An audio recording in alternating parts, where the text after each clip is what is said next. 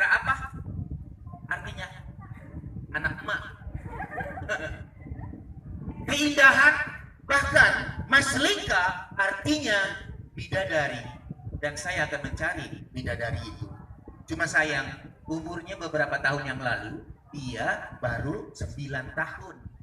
Berarti kalau sudah 3 tahun belakangan ini karena ada pandemi, mungkin sekarang sekitar 12 atau 13 tahun umurnya. Begitu kecil, iya, tapi semangatnya luar biasa. Dan inilah yang membuat saya jatuh cinta. Jadi, Zahra adalah seorang anak kecil yang berusia baru, ini kejadian nyata, benar-benar true story. Dan saya sudah membuatkan novelnya dan sekarang baru sampai ke babak 13. Saya akan habiskan sampai berapa babak pun, pokoknya akan saya temukan ceritanya. Nah jadi, Zahra yang anak kecil itu, yang baru umur 9-10 tahun itu, dia mau bantu ibunya untuk mengambil jatah tajil, jatah untuk berbuka puasa, jatah untuk mempercepat makanan buka puasa. Tapi jaraknya antara tempat tinggal dia dengan tempat di mana pengungsian berada itu ada beberapa ratus atau ada beberapa kilometer. Ibunya bilang, karena di sana itu mengerikan sekali. Seperti tadi dibilang, ada tayangan saya nonton sekali. Jangankan untuk cari aman, apalagi nyaman, untuk sembunyi aja di Palestina itu nggak bisa, susah. Bahkan hanya ada 2 semboyan mereka, sembunyi atau melawan. Pertanyaannya, ini perangnya siapa sih? Kan kalau tentara kan perang sama tentara barangnya. Tapi kenapa ini diperanginya ke orang masyarakat sipil? Wallahu, nggak usah pikirkan ke sana, ini ceritanya. Jadi Zahra bilang, Umi, boleh aku yang berangkat? Karena selama ini aku yang melakukan itu. Tapi kan dedek sakit, ya aku aja.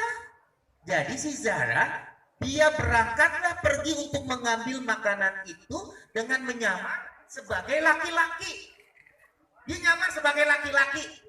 Dia pergi, lompat sana, lompat sini, ngumpet sana, ngumpet sini. Sampai akhirnya dia sampailah di sebuah tempat di mana pengungsian ada di sana. Dia itu anak yang baik. Nggak tahu kenapa anak sekecil itu punya pikiran takut berbuat salah. Jangan salah artikan. Bukan takut berdosa, tapi takut berbuat salah. Karena buat dia dosa belum tentu salah, tapi salah pasti dosa. Nah, ketika dia antri, ada yang tua dikasih, ada yang tua dikasih, anak-anak juga dikasih, dia selalu mundur ke belakang. Sampai akhirnya dia duduk paling belakang, dia ketiduran di batu-batu gitu. Mereka udah gak punya tempat tinggal lagi. Mereka tinggalnya di rumah-rumah gitu. Enggak, yang punya rumah pun malah keluar. Takut ketika tidur atau di rumah diserang. Nah saat itu dia ketiduran. Punten, Zahra, misalnya aku mau ngasih sesuatu kepada kamu. Saya pasti akan bilang, di rumah ada berapa orang? 5, 4. Kalau yang ini yang bajunya ungu berapa orang di rumah? 5 juga. Kalau kamu satu saudara, satu rumah, apa 5 rumahnya? Punten, tuh yang lagi jongkok tuh, yang lagi kepalanya ditutupin sama tas. Dek, di rumah ada berapa orang? Kan pertanyaannya gitu kan. Tapi di Palestina sepertinya pertanyaan seperti itu nggak akan pernah terjadi. Yang ditanya itu begini, tinggal berapa orang di rumah? Tinggal berapa orang di rumah? Tinggal berapa orang di rumah? Pertanyaannya seperti itu, tinggal berapa orang di rumahmu? Karena hampir setiap hari, every day, every time, every minute, menit-menitan itu udah terhitung orang-orang meninggal. Dan saat itu dia ketiduran, dibangunin. Bangun. Masya Allah. Siapa namamu? Zahra. Tinggal berapa orang di rumahmu? Di rumah aku? Mau tahu ada berapa orang di rumah aku? Di rumah aku ada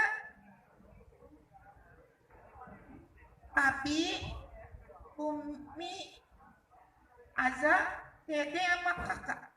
Oh, berarti